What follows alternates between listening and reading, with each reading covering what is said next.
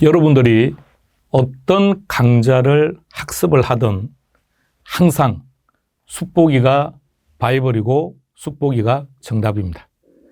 늘 숫보기하고 익숙해지셔야 돼요. 그래서 주무실 때는 어떻게 한다고요? 숫보기를 빼고 주무셔야 돼요. 그럼 주무시는 동안 그 안에 있는 내용들 머릿속에 계속 들어갈 테니까 늘 가까이 하세요.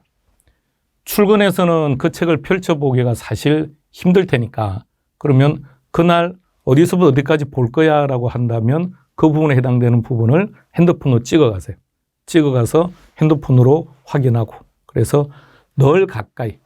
그러면 지금 우리가 진행할 진도별 모의고사 이 학습을 하시는 분들도 옆에 당연히 숫보기는 같이 있어야 되고 늘 그 숫보기와 친숙해질 수 있도록요. 그래서 시험을 칠 때 이 문제 숫보기 몇 페이지에 있었지? 그걸 몰라도 괜찮아요. 그런데 요건 말이야. 숫보기에 오른쪽 제일 위에 있어서 왼쪽 제일 밑에 있어서 늘 해마다 듣는 얘기입니다. 그러면 페이지까지는 페이지를 기억할 필요 없죠. 그럼 이게 오른쪽 위에 있다, 왼쪽 아래에 있다라고 말할 정도라면 그게 또 옳을 정도라면 숫보기라는 책을 과연 얼마나 봤다는 뜻일까요? 그러니까 그 정도라면 누가 합격을 못 하겠습니까? 그래서 많이 보는 거예요. 많이 보는 것. 그래서 숫보기의 볼륨을 얇게 갔던 이유 아시겠습니까? 여러분들의 회독차를 늘리기 위해서. 숫보기를 700페이지로 만들어버리면 회독차를 어떻게 합니까, 이걸? 이 700페이지를 언제 다 보냐고요. 자, 그래서 숫보기를 100페이지 남짓 정리했던 이유는 회독차를 늘리기 위해서 많이 보세요, 많이. 그리고 한 페이지에 오랫동안 머물러 있지 마시고 계속. 한 페이지에 오랫동안 머물러 있지 말라는 얘기는요. 내가 이 내용을 몽땅 지금 암기하기 위해서 그 한 페이지에 30분을 투자하는 것 개인적으로 별로 안 좋다고 생각합니다. 5분만 보세요. 넘어가세요. 그리고 또 보세요. 그러니까 한 페이지를 30분 보는 것보다는 5분씩 보시면서 6번을 보세요. 그게 훨씬 더 좋을 겁니다. 하나만 더 잔소리하고 가겠습니다. 우리 수험생들 분들의 상당수 분들이 이런 얘기합니다. 내가 분명히 암기했어. 분명히 지금 내가 독서실에 앉아서 암기했어. 그런데 돌아서면 잊어버린대요. 여러분, 40대 중반이 넘어섰다면 이제 암기라고 하는 영역에서는 상당 부분 약해졌다는 우리 인정하고 들어가죠. 동의하시겠습니까? 그렇죠. 그런데 왜 암기를 하려고 하시냐고요. 아니, 이게 앞뒤가 안 맞는 얘기 아닌가요? 암기가 안 되는 암기가 약해졌고 암기가 힘들어지는 시기가 왔는데 이걸 암기하겠다고 덤비니 자, 그러니까 돌아서면 또 생각이 언뜻 안 나고 하니까 자꾸 자신을 비하하는 거 아닙니까? 나는 안 되나 봐, 이렇게. 왜 그렇게 하시죠? 그러니까 암기는 어떤 게 제일 좋으냐? 회독차가 많아지면요. 자신도 모르는 사이에 이게 익숙해져요. 강량군은 그 많은 걸 다 암기를 했을까요? 아니죠. 강량군은 지금 이 행위가 업이죠, 업. 여러분 세법 시간에 공부하시죠? 업이라는 단어가 무슨 뜻이죠? 계속적이라는 뜻이에요. 그러니까 사업을 한다는 얘기는 그 행위를 계속해서 하는, 계속해서. 그러니까 이걸 계속해서 하다 보니까 자, 다른 과목은 모르겠습니다만 부동산 학계로는 여러분이 많이 봤습니까? 강량군은 많이 봤습니까? 얼마나 많이 봤을까요? 그러니까 익숙해진 거죠. 그러니까 자연스럽게 어느 날 암기가 되고 숫보기 그림이 머릿속에 있고 그 숫보기를 만들 때 모든 것을 강량군 머릿속에서 그리고 행동하고 했으니까 그러니까 여러분들도 회독체 만들면 자연스럽게 암기될 테니까 그렇게 하는 것이 효과적입니다. 그리고요. 이번 특강은 이제 진도별 모의고사라고 해서 파트별로 중요한 내용들을 가지고 한번 점검하고 이제 기출문제 특강으로 들어가려고 하는데 자, 이렇게 하셔야 됩니다. 지금 우리가 랜선으로 만나고 있는데 우리가 랜선으로 만나기 전에 당연히 여러분들이 문제를 먼저 풀고 숫보기를 한번 점검하고 오셔야죠. 일단 그렇게 하는 게 좋습니다. 여러분들은 지금 수준은 충분히 그렇게 하더라도 정리가 다 될 겁니다. 그러나 강의는 꼭 한번 들으셔야 됩니다. 강의는 꼭 들으셔야 되고 오늘 첫 번째 파트는 감정평가입니다. 감정평가는 몇 문제가 출제된다고요? 6문제 내지 7문제. 자, 그럼 이제는 이렇게 하자고요. 가령 감정평가는 6문제 내지 7문제가 출제가 되는데 부동산 경기 변동은 1문제가 출제가 되거든요. 그렇다면 6문제 내지 7문제가 출제되는 파트와 1문제가 출제되는 파트에 투자하는 시간이 똑같아서는 안 되죠. 그럼 경기 변동에 내가 10분을 투자했다면 감정평가는 그것에 6배 내지 7배를 투자해야죠. 그건 당연한 논리 아니겠습니까? 그럼 동일한 개념으로 생각해 보세요. 부동산 세법은 16문제죠. 그럼 16문제를 40문제를 학습하는 정도의 시간과 노력을 한다는 것은 타당하지 않다고 생각합니다. 그러면 40문제를 가지고 있는 과목들에 투자하는 시간과 노력에 16문제에 맞는 시간과 노력을 투자하시면 돼요. 그 이상을 한다는 얘기는 불필요한 학습을 하고 있다는 뜻이겠죠. 그렇다면 우리가 조금 더 효율적인 학습을 하면서 자, 감정평가 6문제인데 정리하고 들어갑시다. 자, 그럼 첫 번째 문제는 어디서 나오느냐? 감정평가 이론. 자, 수폭이 딱 펼쳐놔요. 감정평가 이론. 그럼 감정평가 이론은 우리 수폭이 딱 4개다는. 자, 감정평가 찾았죠? 그럼 첫 번째 딱 하나 넘기면 제일 위에 감정평가 기초 이론 돼 있죠. 그 첫 번째 제목이 뭐라고 돼 있죠? 감정평가 분류. 그럼 감정평가 이론은 4개인데 첫 번째 좌측 페이지에 있는 감정평가 분류. 자, 오른쪽 페이지 가니까 가치 이론 나오죠. 한 장 넘기세요. 지역 분석, 개별 분석, 오른쪽 뭐라고요? 가치 재원칙. 요 4개에서 한 문제 나와요. 요 4개에서 한 문제. 그러면 학습해야 될 내용도 분명히 달라져야 된다는 얘기입니다. 첫 번째 감정평가 분류는 오늘 우리가 감평사 기출 문제를 지금 다 보여드리려고 한 건데 그러다 보니까 불필요한 내용도 몇 가지 보이기는 하지만 물론 우리 시험에서 다 나왔던 것들입니다. 그런데 결론은 감정평가 분류는 감칙 7조 그것만 하면 돼요. 쫙 체크하세요. 감칙 7조. 그럼 감칙 7조에서는 뭘 봐야 되느냐? 그것도 사망상. 그것 말고는 볼 게 없어요. 다시 말해서 시험 문제가 너무 구분평가와 부분평가를 바꾸어서 장난치든지 아니면 옳은 지문으로 제시하든지 그거 하나밖에 없어요. 두 번째 가치이론에서는 첫 번째 가격과 가치를 비교하는 것. 가령 가격은 일정 시점에 하나밖에 없다. 가치는 여러 개다. 가치 다원설. 이거 비교하는 것. 두 번째가 가치 다원설에서 2가지 정도는 좀 봐두는 게 안전할 것 같아요. 첫 번째가 사용가치하고 교환가치하고. 자, 왜 사용가치와 교환가치라고 자꾸 한 세트를 묶느냐 그러면 장난을 치면 이 둘만 바꾼다고요. 장난을 치면 이 둘만 바꾸는 거니까 결론 그 둘을 같이 기억해야죠. 그리고 투자가치와 시장가치, 주관적이냐 객관적이냐. 자, 그 부분. 자, 그리고 페이지 제일 아래로 내려가면 그림 보이죠. 이제 우리는 앞에 가치는 가격은 다 뺍시다. 빼고 형성 요인이 발생 요인에 영향을 준다. 그거 하나 기억하셔야 되고 그다음 발생 요인에는 크게 3가지 물론 세분화시켰을 때 이전성까지 들어가는데 일단 이전성은 무시하고요. 3가지가 뭐죠? 보고 말하면 안 돼요. 첫 번째 효용성, 유용성. 두 번째 상대적 희소성, 유효수요. 그래서 이들의 상호작용으로 부동산 가격이든 가치가 결정된다. 자, 그 내용. 지역 분석, 개별 분석에서 해야 될 것도 딱 3가지밖에 없어요. 결정해 보세요. 이게 지역 분석의 특징인지 개별 분석의 특징인지를 선택합니다. 표준적 이용을 판정한다. 그렇죠. 지역 분석. 그럼 표준적 이용 판정에 대립되는 게 뭐죠? 최유효이요. 다음. 지역 분석과 개별 분석입니다. 대상 부동산의 가격을 판정한다. 가격 수준이 아니라 그냥 가격이라고 말했죠. 그럼 가격이라고 놓으면 개별 분석. 가격 수준 그러면 지역 분석. 둘 중에 어느 쪽이 적합의 원칙과 관련이 됩니까? 그렇죠? 지역 분석. 균형의 원칙은 개별 분석. 그것밖에 없어요. 끝. 물론 지역 분석의 범위 3개, 인근 유사 동일수 요건은 필요해야 되는데 이것은 어차피 감책에서 다룰 거니까. 그 다음 가치 재원칙에서는 정답이 뭐죠? 고민하는 척 하지 마세요. 정답은 정해져 있습니다. 적합의 원칙 아니면 균형의 원칙이 답이에요.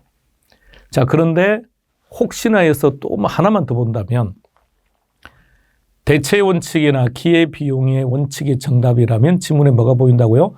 동일한, 유사한 이렇게. 하나만 더 정리한다면 변동의 원칙과 예측의 원칙인데 이 지문이 똑같아요. 내용도. 단지 어떻게 접근하느냐. 그냥 변한다. 가치 형성률, 그러니까 가치 형성률 몰라도 괜찮아요. 그냥 변한다로 끝나버리면 변동의 원칙이고, 자, 변하니까 분석해야 되지 않느냐, 판단해야 되지 않느냐, 이런 말들을 놓으면 예측의 원칙. 그래서 그게 딱 한 문제. 한 문제니까 한 문제 정도의 시간을 투자하셔야 돼요. 자, 그 다음에는 감정평가 3방식, 전체 구조, 가치의 3면성, 3방식, 7방법, 좀 더 블랭크 채우는 형태들. 그리고 시상가액의 조정과 연결해서 하나. 그 다음에 계산 문제. 셋 중에서 2개. 그 다음에 감칙 2개, 공시법 1개. 그러니까 법은 하나도 놓치면 안 됩니다. 자, 이제 한번 시작해 볼까요? 첫 번째 대표 문제로 나와 있는 겁니다. 자, 이 지문요. 그러니까 감정평가 분류 파트는 결론은 이것밖에 없어요. 부분평가하고 구분평가하고. 자, 부분평가가 옳은 지문이라면 지문에는 반드시 뭐가 있다고요? 일부. 정확합니다. 자, 두 번째 가볼까요? 우리가 부동산 가격과 가치를 정의할 때 이렇게 하죠. 가격은 교환의 대가. 교환의 대가. 그러니까 여러분들이 지금 우리가 랜선으로 만나고 있지만 여러분들이 지금 이 강의를 수강하기 위해서 스페셜 에듀에 일정한 비용을 부담했죠. 여러분들이 부담했던 그 비용을 우리는 가격이라고 부르죠. 왜 가격일까요? 교환의 대가니까. 여러분들이 그 비용을 부담한 대가로 이 강좌를 학습할 수 있는 권리를 준 거니까. 교환. 그래서 가격이 교환의 대가라고 한다면 가치는 장래 편익을 현재 가치로 환원한 값이다. 자, 세 번째 갑니다. 가격과 가치의 차이점 중에서 제일 만만한 게 이거죠. 잘 틀리니까. 자, 그 전에 과거의 값, 현재의 값, 미래의 값이 있는데 일단 먼저 어떤 경우도 미래의 값은 없어요. 가치가 되든 가격이 되든 미래의 값이라는 단어가 보이면 무조건 그 지문은 틀린 지문이라는 얘기입니다. 자, 3번 봅시다. 첫 번째 과거의 값이랍니다. 그러니까 과거의 값이라는 표현은 교환을 했으니까 앞으로 교환을 할 거다가 아니고 교환을 했다는 게 가격이죠. 그래서 가격은 교환의 과거의 값입니다. 자, 두 번째는 현재의 값이라고 했습니다. 장래를 현재로. 2번 지문을 보세요. 장래 편익을 현재 가치로 환원했다 그랬죠. 현재 가치로 환원했으니까 현재 값. 이게 가치입니다. 4번. 앞에 있는 가치, 가격 아예 무시. 가치라고 있던 가격이라고 나와 있던 그것도 전혀 신경 쓸 필요 없고. 자, 4번 읽어봅니다. 시작. 아니요. 같이 읽지 말고 시작. 형성 요인은 발생 요인에 영향을 미친다. 시작. 이거 정말 별 의미가 없어요. 아니. 실무에서는 상당히 중요한 거지만 실제 시험에서는 큰 의미가 없어요. 그런데 형성 요인하고 발생 요인의 위치를 싹 바꾸면 참 깝깝합니다. 그러니까 그거 하나. 형성 요인이 발생 요인에 영향을 미친다. 자, 지역 분석과 개별 분석으로 들어갔을 때 지역 분석에서 대표적인 세 가지가 뭐라고 했습니까? 첫 번째, 표준적 사용. 두 번째, 가격 수준. 하나 더 말한다면 적합의 원칙. 그렇다면 지역 분석이 표준적 사용을 판정하는 거라면 개별 분석은요? 오케이, 체유효 이용. 지역 분석이 가격 수준이라면 개별 분석은 뭐라고 해야죠? 가격. 근데 그 구체적 단어를 제시한 적도 있기는 합니다. 아주 예전에. 한 20년 전에 한번 그렇게 제시가 된 적도 있는데 그렇게 제시될 가능성은 별로 없다는 거죠. 왜냐하면 그 구체적 이 단어가 개별 이 단어와 일맥상통하는 의미이기 때문에 그래서 가격에 대해서는 어떻게 판단한다? 수준. 그러니까 수준이라는 단어가 보이면 지역 분석, 안 보이면 개별 분석. 6번으로 갑니다. 관련되는 가격 원칙이다. 그죠? 균형의 원칙이라고 하는 것은 대상부동산 그 자체죠. 그럼 대상부동산 그 자체니까 개별 분석일 거고요. 적합의 원칙이라고 하는 것은 환경을 이야기하는 거니까 지역 분석입니다. 7번으로 갑니다. 감가인데요. 자, 먼저 균형의 원칙이라고 했으니까 여기서 이 지문에서 균형의 원칙을 설명하고 있는 키워드를 하나 찾아보세요. 오케이. 구성요소. 자, 이 단어가 시험에 나와요. 구성요소라는 단어가 나온다고요. 자, 저 단어를 바꿔보세요. 스톱.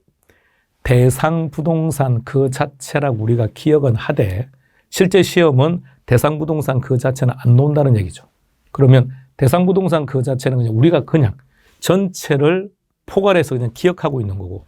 자, 구성요소 다른 말로 바꾸세요. 좋습니다. 냉난방비, 화장실, 층간소음, 주차장 면적 이런 것들.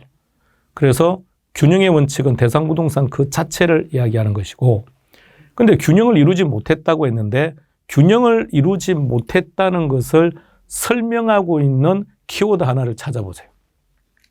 다시요. 지금 균형을 이루지 못했다는 얘기는 뭔가 자, 이 의미를 생각해 보세요. 우리가 늘 예를 들었던 20층짜리 상가 건물에 주차 공간이 50대밖에 안 돼요. 그러면 건물과 주차장은 균형을 이루지 못한 거죠.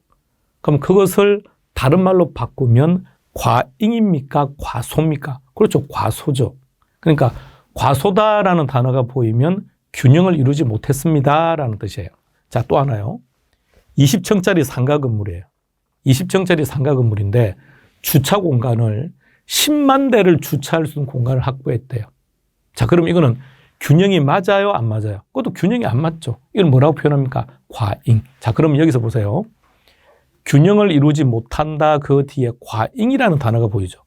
과잉이 되든 과소가 되든 다 감가입니다. 과잉이 되든 과소가 되든 이 말은 다 균형을 이루지 못했다는 뜻이기 때문에 과소가 된다고요. 우리 흔히 이런 얘기 잘하죠. 예전에 6, 70년대는 영양 결핍이라서 그죠?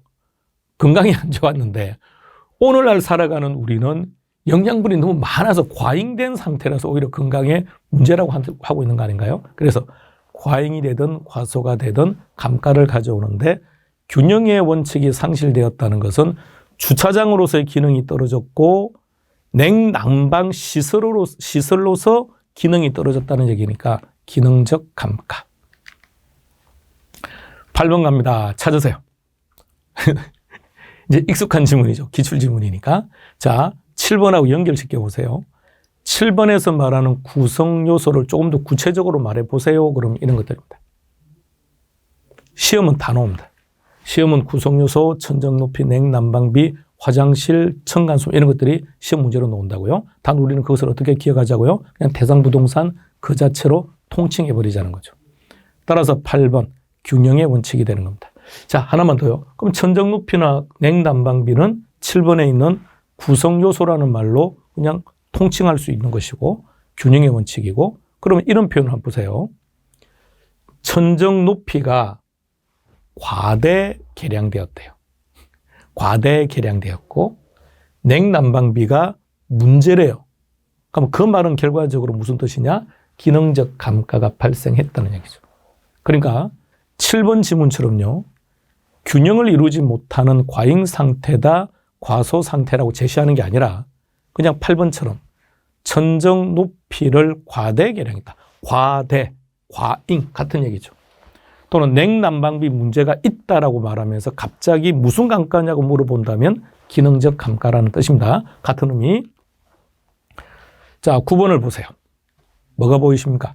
주택은 주거지역에, 공장은 공업지역에. 이게 무슨 얘기죠? 환경.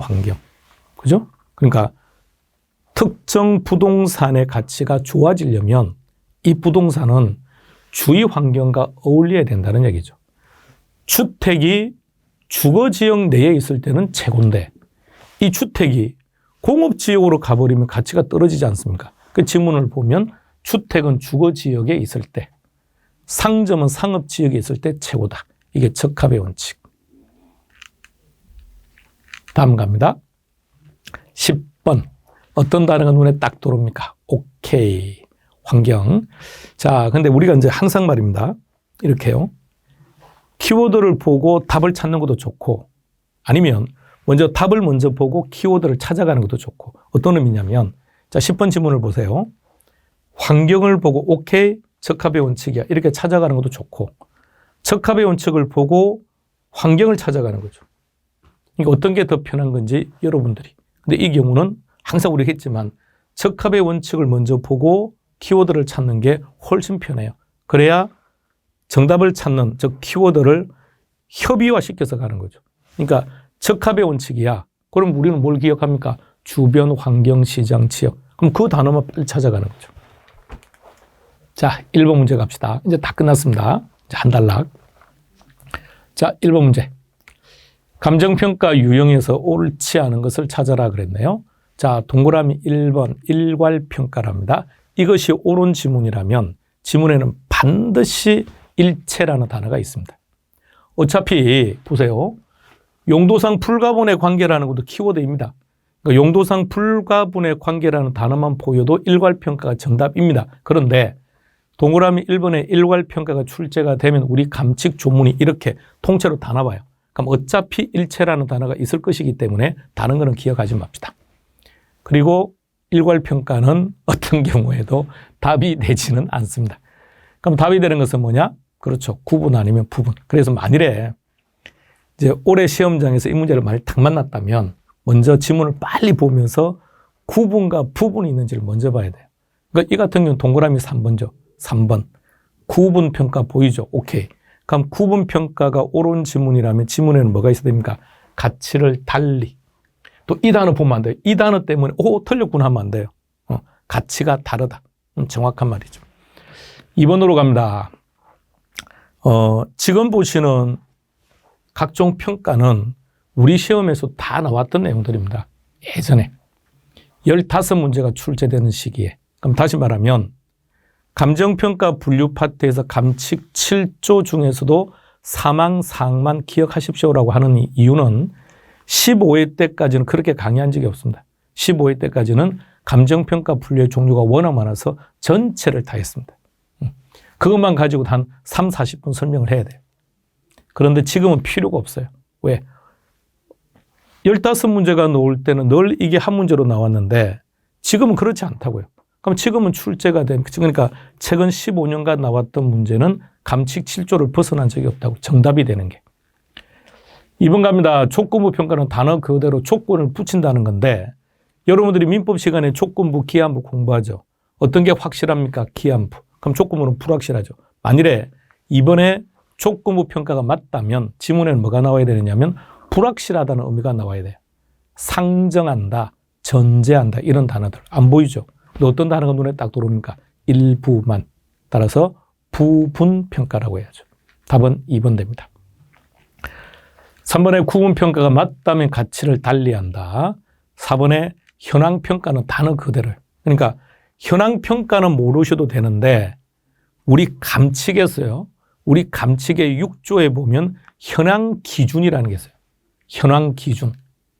현황기준이 뭐죠? 현재 상황 그대로. 그래서 지문이 뭐든가요? 이용 상황 및 공법상 제한을 받는 상태. 이용 상황 및 공법상 제한을 받는 상태처럼 현황평가라고 하는 것은 있는 그대로, 지금 현재 있는 그대로 평가한다. 5번의 참모평가, 그냥 듣는 겁니다. 한번 그냥 보는 거예요. 그냥 감평사 시험에서 나왔으니까. 이 시험 문제를 출제하는 출제위원과 우리 시험을 출제하는 위원은 똑같아요. 똑같은데 감평사 시험에 감정평가 원론이라는 과목으로 들어간 게 이제 올해가 8년 차예요. 초기는 공인중개사 기출문제만 딱 풀고 감평사 문제를 딱 풀면 90% 다 맞춥니다. 왜? 똑같았거든요. 근데 이제 한 3회를 지나면서부터는 확실히 우리보다 속도가 빨리 나가요. 약간 우리보다는. 예. 왜냐하면 그쪽은 과목 자체가 회계학도 있고 경제학도 있고 감정평가 실무도 있고 이러니까 아무래도 학습하는 내용이 많으니까 법 조문에 국한되는 것이 아니라 시행령, 시행규칙 내지는 내규까지 가서 물어봐요. 그러니까 우리보다는 좀 상당히 빠르게 가고 있으니까. 그래서 우리 입장에서 우리보다 조금 더 빨리 진행하는 걸 해두면 그러면 우리는 안전하게 갈 수 있죠. 우리 기출문제와 평가사 기출문제 정도만 정리하면 되니까. 자, 참모평가는 어떤 거냐면요. 감정평가사인 갑돌이가 감정평가업을 하다가 감정평가업을 그만두고 우리은행 직원으로 고용이 된 거예요. 그래서 우리은행 자체 평가를 행하는 거죠. 그럼 이때의 감정평가사는 누구를 위해서 하는 겁니까? 자신을 고용한 고용주를 위해서. 따라서 참모평가가 답이라면 고용주가 키입니다. 2번 문제로 갑시다. 지역분석, 개별분석입니다. 동그라미 1번 지역분석. 키 찾아보세요. 표준적 이용하고 가격 수준인데, 자, 그럼 이걸 우리가 정확한 표현인데 개별 분석을 한번 바꿔볼까요? 그럼 1번이 개별 분석이라면 표준적 이용이 아니라 뭐라고 해야 되죠? 체유효 이용. 가격 수준이 아니라 가격 또는 뭐 구체적 가격. 2번 갑니다. 지역 분석이 개별 분석보다 선행하다 꼭 그런 개념보다는 항상 그랬죠. 순서는 부동산학개론 전 범위에서 순서를 물어볼 때는 항상 넓은 개념에서 좁은 개념으로. 그러니까 지역 분석이 넓은 개념이니까 지역 분석부터 먼저 하는 거죠. 동그라미 3번으로 갑니다. 인근 지역. 정의해 보세요. 첫 번째, 대상 부동산에 속한. 그러니까 인근 지역이 우리는 무조건 두 가지를 찾아야죠. 첫 번째는 대상 부동산이 속한, 두 번째는 지역 요인을 공유한다. 이 부분 때문에 틀렸다. 그죠? 답은 3번 됩니다. 근데 잘 생각해 봐요. 평가사 문제든 우리 시험 문제든 똑같은 부분을 똑같이 틀리게 장난치죠. 왜 그럴까요? 그렇죠. 출제하는 사람이 똑같은 사람인데. 자, 동그라미 4번으로 갑니다. 유사지역. 단어 그대로 유사한 지역이다. 무엇과? 인근 지역과 유사하다. 다음 거시적, 미시적을 물었네요. 뭐 설명할 것도 없죠. 넓은 개념이 지역, 좁은 개념이 개별 분석. 3번 문제로 가겠습니다. 동그라미 1번 지역 분석이랍니다. 표현을 잘 보세요. 지역 분석은 개별 분석에 선행한다. 정확하다. 그죠? 오케이. 자, 그 다음 잘 봐요.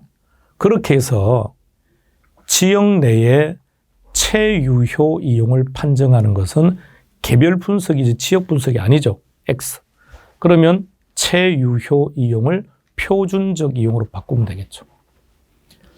2번으로 갑니다. 인근 지역이랍니다. 기계적으로 두 가지를 찾아야 됩니다. 첫 번째, 대상 부동산이 속한 지역이다. 두 번째, 지역 요인을 공유한다.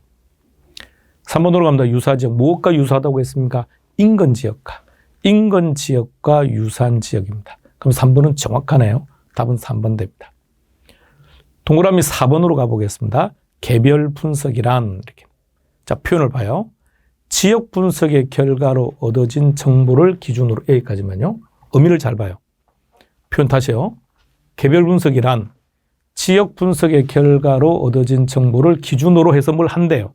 그러면 여기까지만 딱 보면 지역 분석이 선행 작업이라는 뜻입니까? 개별 분석이 선행 작업이라는 뜻입니까? 지역 분석이 선행한다는 뜻이죠. 그럼 옳은 지문이겠죠. 의미를 잘 봐요. 지역 분석의 결과로 얻어진 정보를 기준으로 해서 개별 분석을 한다라는 의미니까 정확한 표현이라고요. 그러면 두 번째 표현을 보세요. 무엇인가를 표준화시킨답니다. 우리가 표준화 그러면 우리가 대표적으로 알고 있는 게 KS죠. KS. 우리가 예전에 핸드폰 충전기를 한번 생각해 보시죠. 그 핸드폰 회사마다 충전기가 달랐던 적이 있었죠. 이거 얼마나 불편합니까? 그럼 어느 날 어떻게 하던가요? 충전기를 동일하게 만들어 보지 않습니까? 상당히 편하죠. 그럼 이처럼 표준화하거나 일반화한다는 얘기는 지역 분석입니까? 개별 분석입니까? 이거는 지역 분석이죠. 이것 때문에 틀렸죠. 그럼 뭐라고 해야 되느냐? 표준화시키는 게 아니죠. 개별화시키는 거죠. 그리고 구체화시키는 거죠. 동그라미 5번으로 가겠습니다.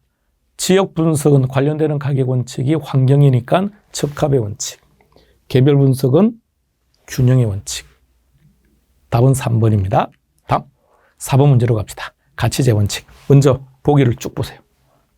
쭉 먼저 그러니까 올해 우리 시험에 이렇게 놓으면 일단 여러분들은 문제를 읽지 마시고 쭉 봐요. 쭉 보면서 균형의 원칙이나 적합의 원칙이 있는지 일단 먼저 찾아요. 그럼 여기에 균형의 원칙이 보이죠? 그럼 균형의 원칙 그걸 먼저 확인해요. 그러면 동그라미 3번에 균형의 원칙이라고 했으니까 이게 옳은 지문이라고 한다면 지문에는 뭐가 있어야 된다고요? 대상 부동산 그 자체와 관련된 내용들이 있어야 되는데 환경이라고 했죠. 환경. 환경은 균형의 원칙이 아니라 적합의 원칙이죠. 그럼 답은 3번 끝. 이렇게. 우리 시험뿐만 아니라 막 한평사 시험도 다 그래요. 부동산 이제 민법이라는 개인적으로 이제 민법생한테 막 그렇게 놀려요. 민법은 진짜 좋겠다고. 강의하는 쌤들이 고민할 게 하나도 없지 않냐. 워낙 우리나라에는 민법이라는 과목이 들어가는 시험이 많으니까 그 시험의 기출문제들만 다 가지고 와서 그것만 가지고 정리하면 아니, 어떤 시험에나 다 깨가는 거 아니냐. 왜 쌤들이 그 문제를 추론할 게 뭐 있냐. 고민할 게 뭐 있냐. 이렇게 말을 하는데 개론은 딱 관련되는 게 감정평가사 쪽 이쪽밖에 없어요. 그러다 보니까 아주 유기적인 관계를 가지고 있습니다. 그럼 똑같이요. 간평사에서 강의할 때는 공인중개사 자료를 그대로요. 간평사 강의하다가 작년 후반부터 좀 쉬고 있습니다. 내년에 다시 간평사 강의를 할 겁니다. 이제 올해 이제 컨디션이 아주 좋아지고 그래서 조금 이제 시간적인 조정을 해서 내년부터는 간평사 강의를 하려고 하는데 다시 간평사 강의할 때는 공인중개사 강의 내용을 기출문제를 그대로 보여줘요. 왜? 똑같이 나오니까요. 그러니까 비차 똑같아요. 자, 이제 하나씩 한번 봅시다. 먼저 1번하고 4번을 먼저 보시겠습니까? 1번하고 4번하고. 지문들을 보면 유사한 것들이 많아요. 그래서 4번을 먼저 보세요. 변동의 원칙이죠. 지문을 쭉 봐요. 변동의 원칙이 나왔을 때 그 지문이 옳은 지문이라면 그냥 변동한다는 말밖에 없어요. 보세요. 지속적으로 변한다. 그러니까 보세요. 그 다음에 의미를 지속적으로 변하기 때문에 뭔가를 하자는 말이 없죠. 지속적으로 변하니까 뭔가를 하자고 놓으면 그거는 예측의 원칙이에요.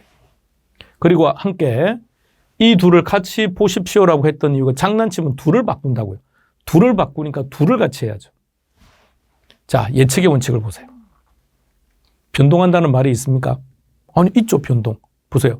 가치 형성 요인의 변동. 그래서 만일 변동한다로 끝나버리면 저는 변동의 원칙이에요. 근데 그 다음 보세요.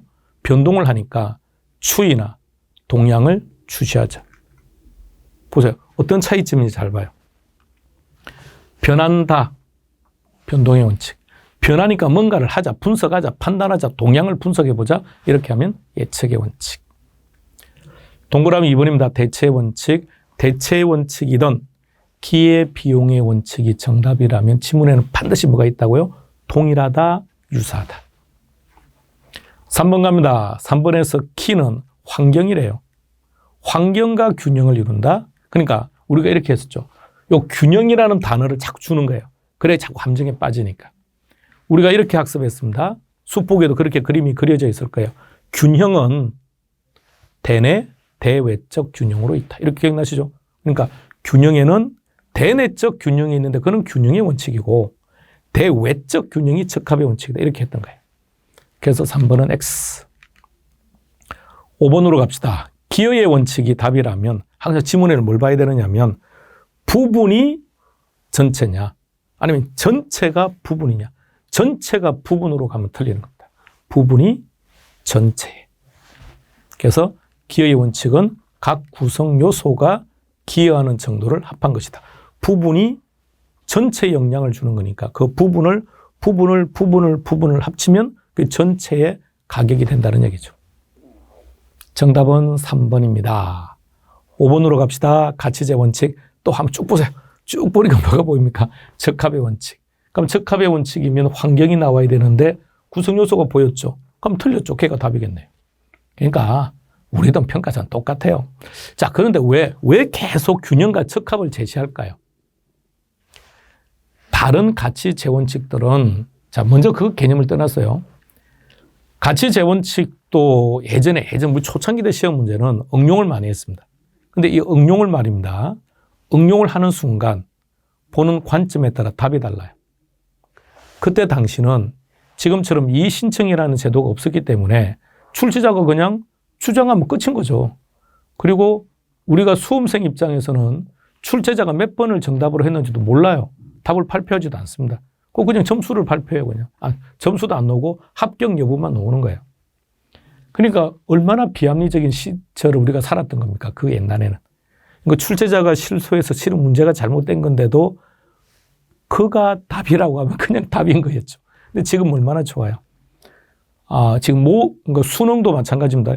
대한민국에 실시되는 대부분의 시험들은 이 신청 기간을 다 두고 있습니다. 공적인 시험들은. 자, 그게 어디서 출발되느냐? 공인중개사예요. 우리 15회 시험 이후에 공인중개사 시험을 보셨던 분들이 문제 제기하고 그래서 이의신청이라는 것을 만들고 그러고 나서 모든 시험에서 그 이의신청이라는 게 확대된 겁니다. 그래서 엄마의 힘은 진짜 대단합니다. 그때 공인중개사 15회 때 그 모든 틀을 바꾸는데 대한민국 곳곳에 있었던 어머님들이 가장 많은 역할을 했습니다. 자, 1번으로 갑시다. 기여. 구성요소가 기여하는 정도의 합. 똑같죠? 2번 체유효. 그냥 우리가 평소에 봤던 걸로 쭉 봐요. 합법적이고 합리적이고 최선이다. 3번 갑니다. 변동의 원칙. 뭐가 봅니까? 지속적으로 변한다. 적합의 원칙 어디 있죠? 예. 적합의 원칙이라면 환경이 보여야 되는데 구성요소라고 했죠. 그럼 균형의 원칙. 답은 4번 됩니다. 5번 보세요. 예측의 원칙. 자, 변동으로 끝나면 변동의 원칙이에요. 변하니까 뭘 하자는 얘기예요. 추이가 나오든 동량이 나오든 분석이 나오든 뭐 예측이 보이든 상관없어요. 그러니까 뭔가 하자고 나오면 예측의 원칙입니다. 6번 문제로 들어가 보겠습니다. 자, 다음 중 옳게 연결된 것을 찾아라 그랬습니다. 자, 먼저 우리 시간이 좀 많이 지나서 일단 여기까지 일단락하고 우리 잠시 쉬었다가 다음 문제로 잠시 커피 한잔 하고 이어가겠습니다.